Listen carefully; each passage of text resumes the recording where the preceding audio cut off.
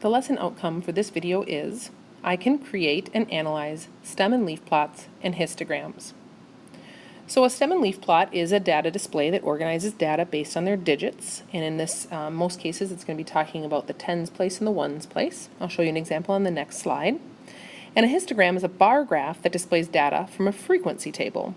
And a frequency table is a table that shows how frequently a certain data point occurs. So each bar represents an interval, and the lengths of each bar indicate the frequency. And again, we will look at an example on a later screen.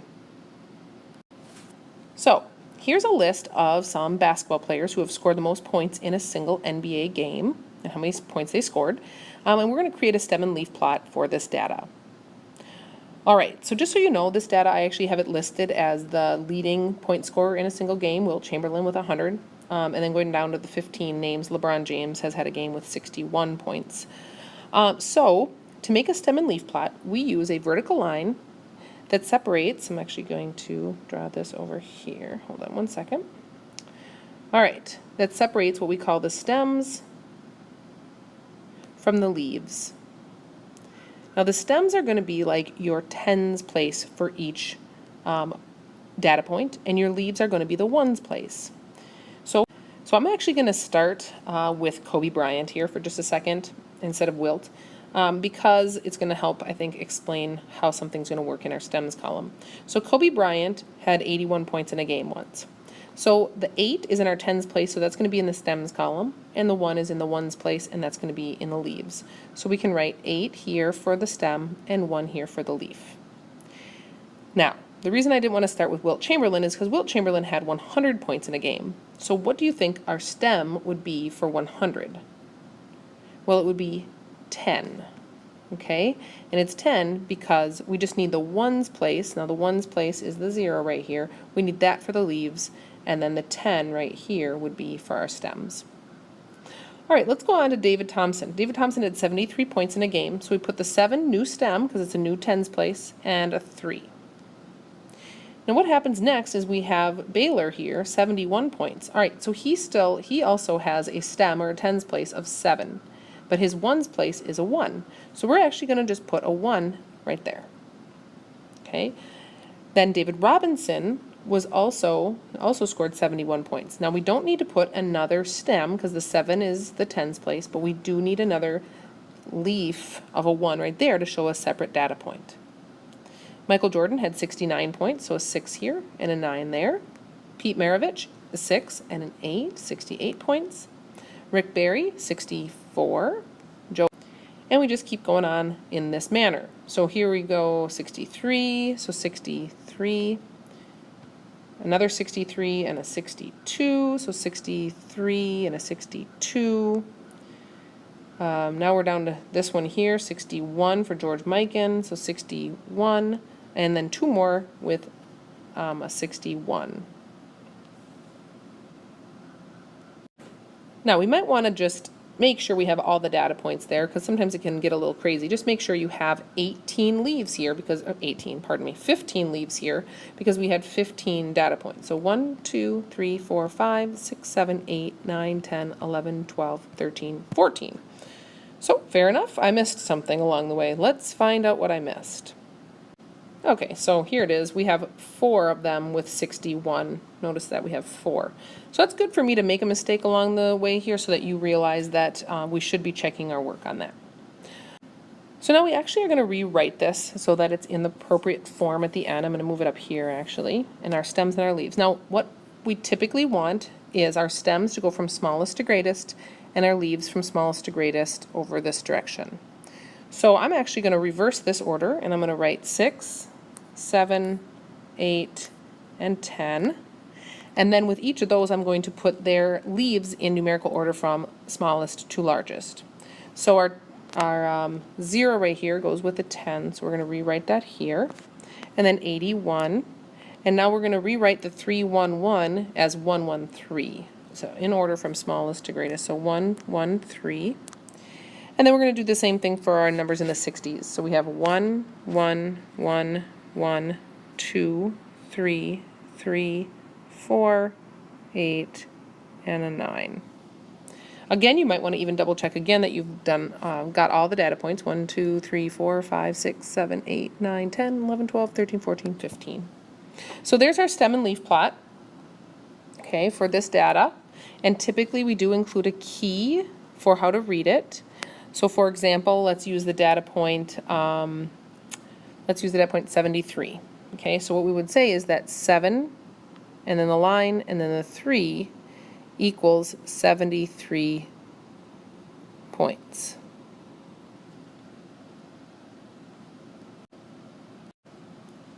Okay, so why are stem and leaf plots a good way to look at data? Well, if you look right here, these are Mary's test scores, and this is a stem and leaf plot of that information. So why is it helpful? Well, because it's really, really organized, and we can answer some questions pretty quickly instead of searching all over in these numbers and possibly missing the answer. We can see it in a very organized fashion. So let's take a look. We have the stems, 40s, 50s, 60s, 70s, 80s, and 90s, and the leaves. Notice her lowest score was 49 and her highest score was 91, and we can see that without looking through all this data. Speaking of that question, what is Mary's maximum score? Well, her maximum score is 91. It's right here, 91. Her minimum score, 49. What is the range of Mary's scores? Now, the range is the highest value minus the lowest value. So we can actually do this problem by subtracting these two, the max and the min. And when we subtract those, we will get 42. So the range is 42. What is her average? Well, the average, we will have to do the math that we had learned in a previous lesson, that we have to add up all the data points and divide by the number of data points there are. When we do that, the total here was, I'm going to go ahead and do this one right here for some space, was 1,399, and we need to divide that by the number of data points.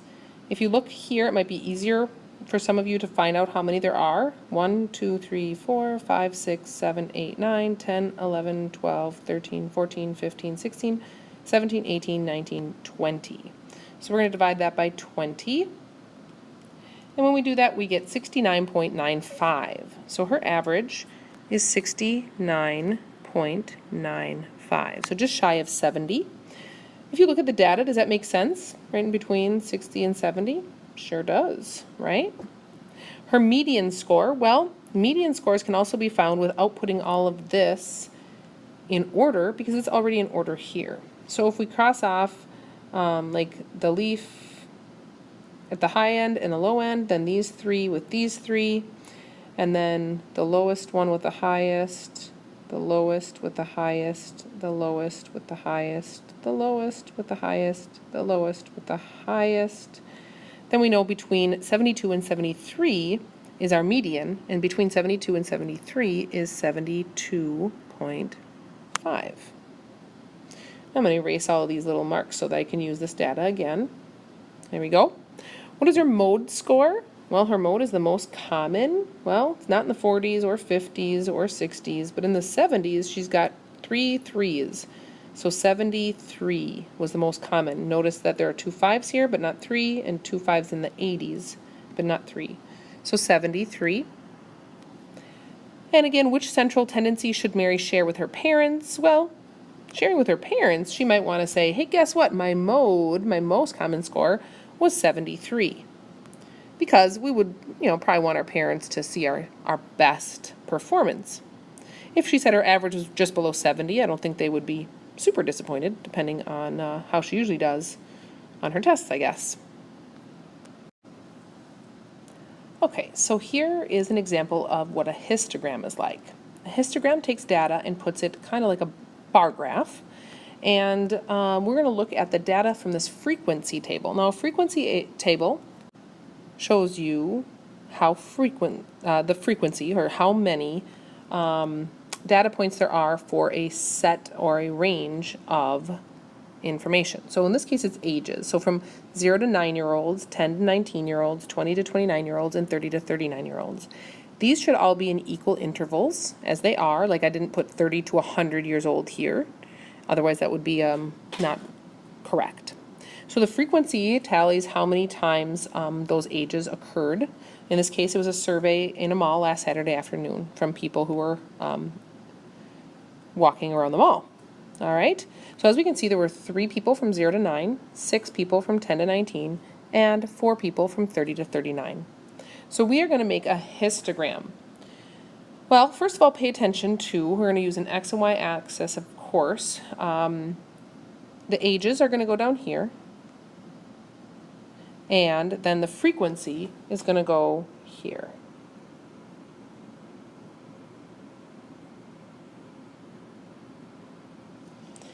Now the frequency that we're going to put in our y-axis here goes from no people up to at least 6 people, from 0 to 6 people.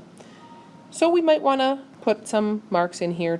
We're going to try to divide this up equally as we create this graph ourselves. 1, 2, 3, 4, 5, and 6. So this is 1, 2, 3, 4, 5, and 6. Now the ages, we want these bars down here for the ages to be also the same size, and we have 4 age categories. Now sometimes what people will do is they will ignore this one and not put it in here, but that wouldn't give us a good histogram to look at because it'd be missing a set of data. There were 0 people surveyed from 20 to 29 years old. So we do want to include that down here, so we have 4 groups of ages we want to include. So from here to here, oh, let's not do that.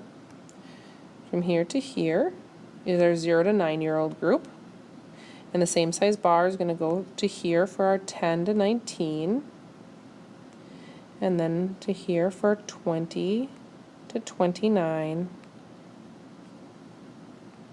And then from there to there, from 30 to 39.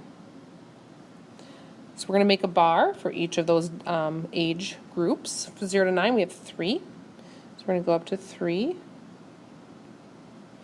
0 to 19, we had 6. Try to make that a little bit neater, sorry. 20 to 29, we had 0. We will include that, which we just did by not putting anything there. And then from 30 to 39, we had 4.